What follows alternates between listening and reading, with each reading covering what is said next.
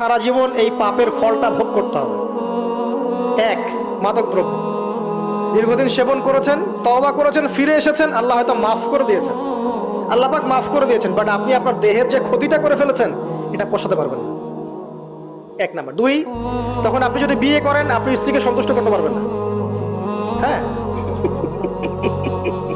দুই নাম্বার হচ্ছে এই যে গোপনে যুবকরা যে পাপটা করে, মাস্টারবেশন, যেটাকে আমরা বলি হস্তমৈথুন, এই পাপ যেসব যুবকরা করছে বা করে এবং অ্যাভেলেবেল এই পাপটা সবাই করে, কারণ এখন পর্নের যুগ, পর্ন দেখলে তো আর কোনো উপায় নাই, তখন এই পথেই যেতে হচ্ছে, নিজের উপরে নিজেকে জুলুম করতে হচ্ছে।